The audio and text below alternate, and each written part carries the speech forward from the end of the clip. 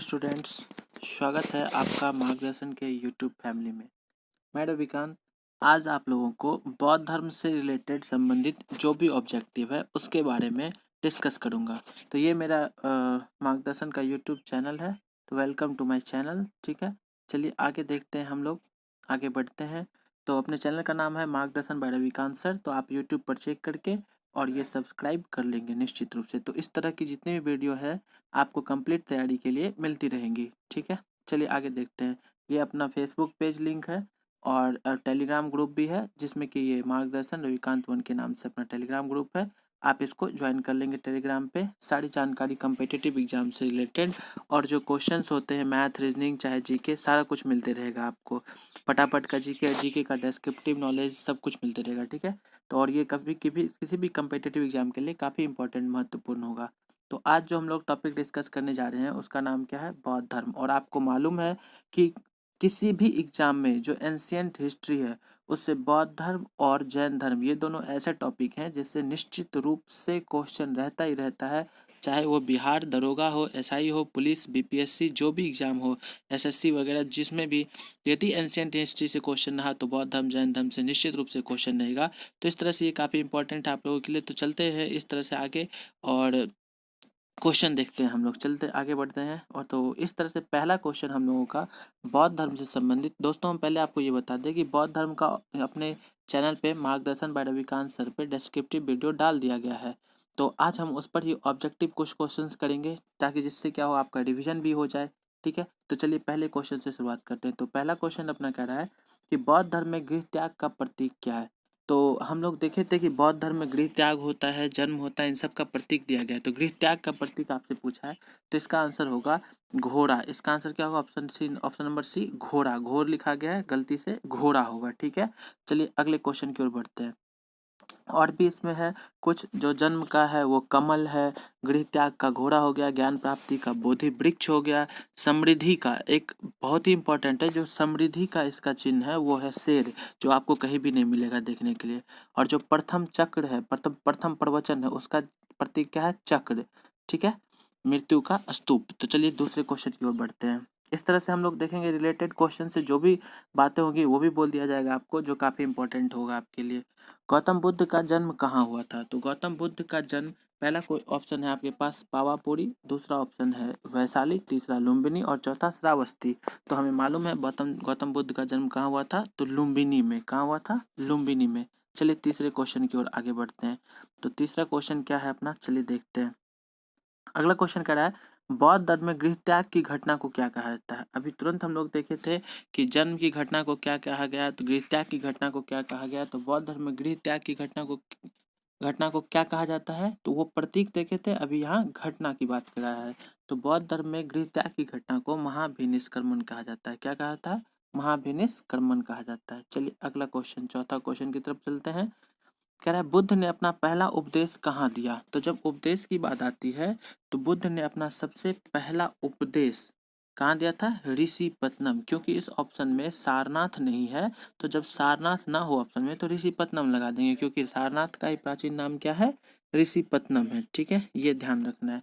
तो चौथा क्वेश्चन हो गया। अगला पांचवा क्वेश्चन की ओर बढ़ते हैं। बुद्ध ने अपना पहला उपदेश किस भाषा में दिया था? तो देखिए बुद्ध के समय में जो भी चीज किया गया उसकी भाषा जो थी वो क्या थी?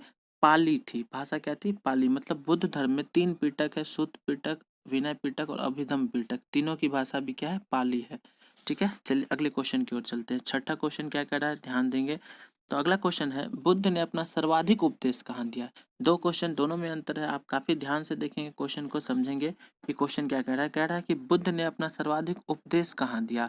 तो सबसे पहला उपदेश सारनाथ में दिया था, लेकिन सर्वाधिक का मतलब सबसे ज्यादा बार कहाँ दिया था? सबसे अधिक कहाँ दिया था? तो पहला ऑप्शन है सारनाथ, दूसरा वैशाली, तीसरा श्रावस्ती। तो यही श्रावस्ती अपना आंसर हो जाएगा। ठीक है, चलिए सातवें क्वेश्चन की ओर बढ़ते हैं।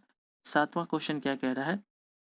बुद्ध ने जन्म और मृत्यु की तिथि का किस अभिलेख के आधार पर निश्चित किया गया? मतलब बुद्ध का जो जन्म और मृत्यु था उनका किस अभिलेख के द्वारा उसको निश्चित किया गया है? तो इसका आंसर हो जाएगा ये कैंटोन अभिलेख, चीन का है कैंटोन अभिलेख, चीन का।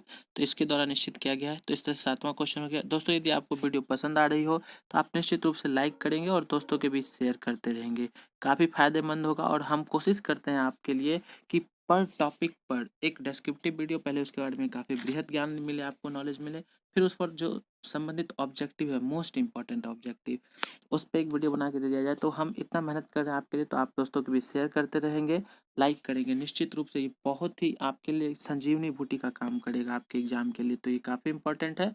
चलिए अगला क्वेश्चन, 8वां क्वेश्चन पे चलते हैं। कह रहा है बौद्ध धर्म में सम्मिलित होने के लिए न्यूनतम आयु सीमा क्या है? तो पहला ऑप्शन है 10 वर्ष, 15 वर्ष, 20 वर्ष और 8 वर्ष। तो ऑप्शन का आंसर होगा 15 वर्ष। कितना आंसर होगा? 15 वर्ष। तो बौद्ध धर्म में प्रविष्टि जो सम्मिलित होने को कहते क्या थे? उपसंपदा। और उसके लिए न्यूनतम आयु क्या थी? 15 वर्ष। चलिए 9वां क्वेश्चन, 9वां क्वेश्चन कह रहा है चतुर्थ बौद्ध संगति के उपाध्यक्ष कौन थे? दोस्तों ये क्वेश्चन काफी इंपॉर्टेंट है, आप यहाँ ध्यान देंगे। उपाध्यक्ष और अध्यक्ष, चतुर्थ बौद्ध संगति ही ऐसा था जिसमें अध्यक्ष भी थे और उपाध्यक्ष भी थे। तो जब उपाध्यक्ष की बात आती है तो चतुर्थ बौद्ध संगति के उपाध्यक्ष थे अश्वु घोष। कौन थे? ऑप्शन नंबर सी, अश्वु घोष। ऑप्शन नंबर सी अपना आंसर होगा, अश्वु घोष। चलिए अगला क्वेश्चन चलते हैं 10वां नंबर क्वेश्चन की तरफ। कह रहा है बौद्ध धर्म में हीनयान का आदर्श क्या है?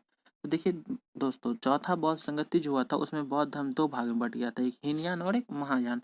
तो जब हीनयान की बात करता है तो हीनयान का जो आदर्श था वो था अहर्त पद। क्या था? अहर्त पद। जबकि महायान का क्या था? जब महायान का पूछता तब होता बोधिसत्व। महायान का क्या होता? बोधिसत्व। चलिए 11वें क्वेश्चन की ओर बढ़ते हैं।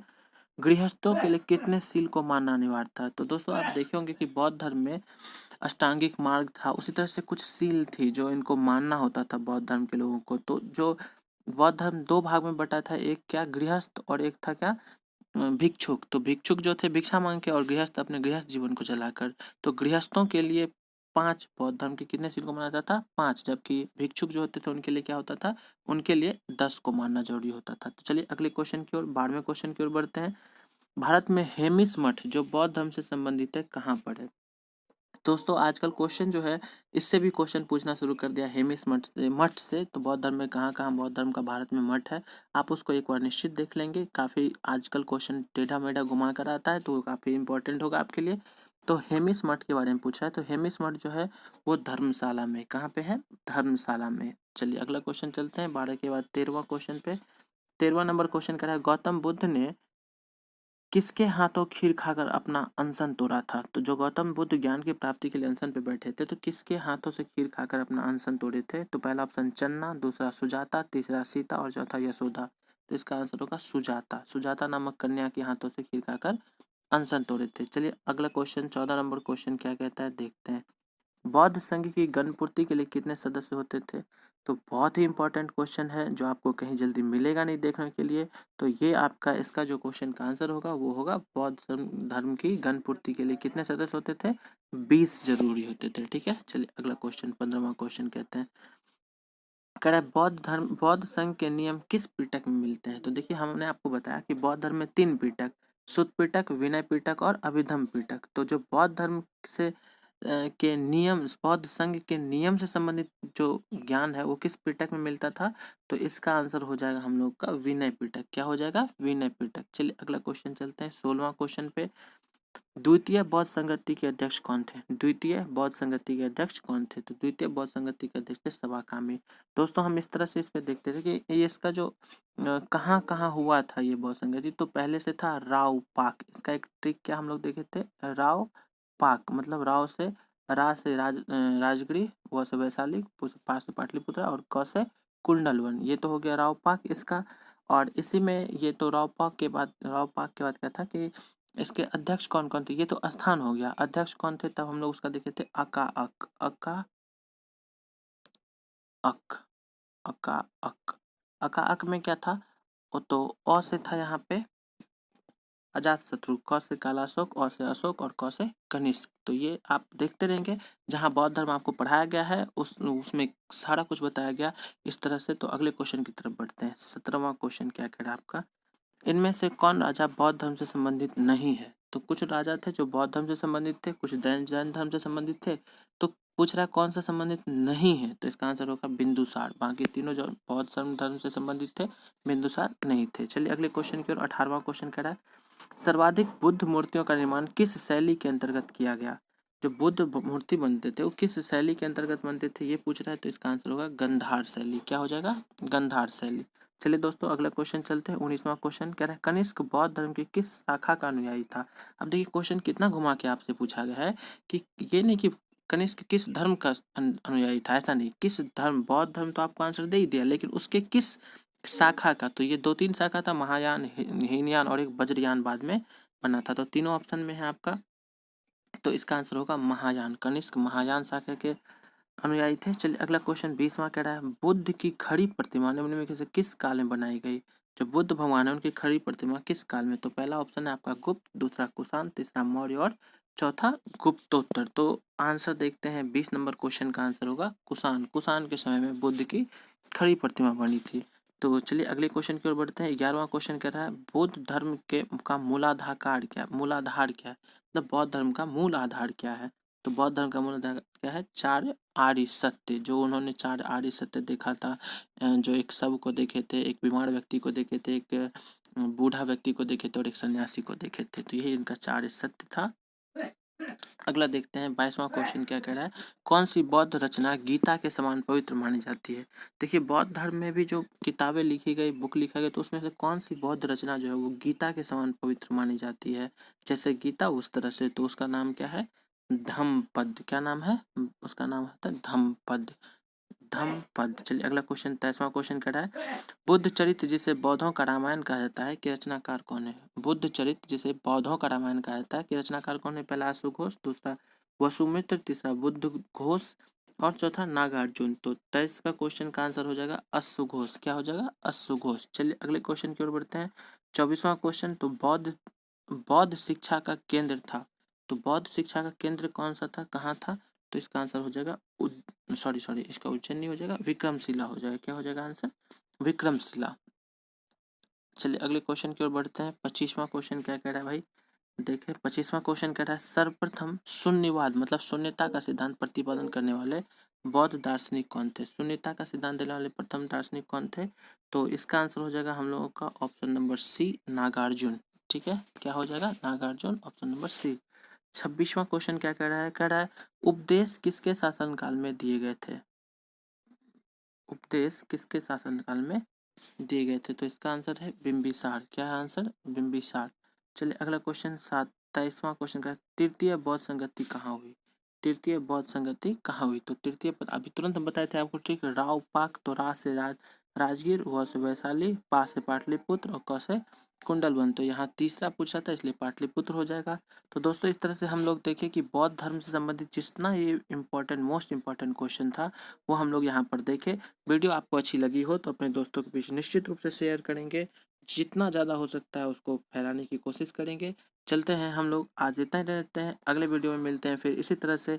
तो दोस्तों भूलेंगे नहीं, एक बार निश्चित रूप से आप यहाँ पर चैनल को देखेंगे और यहाँ पर जो बेल आइकन का बटन होता है, बेल आइकन का बटन यहाँ पे देख रहे हैं आप, इसको निश्चित रूप से टन टन कर देंगे, 2 बार टन टन घंटी बजा देंगे और सब्सक्राइब कर देंगे चैनल को। इसी तरह से मोर वीडियोस के लिए आगे आपके लिए आपके एग्जाम को भी ध्यान में रख के काफ़ी क्वेश्चंस बनाया वीडियो बनाया जाता है। तो आप निश्चित रूप से लाइक करेंगे, दोस्तों के बीच शेयर करते रहेंगे। तो चलिए दोस्तों आज के लिए इतना ही, मिलते हैं अगले वीडियो में, तब तक के लिए धन्यवाद।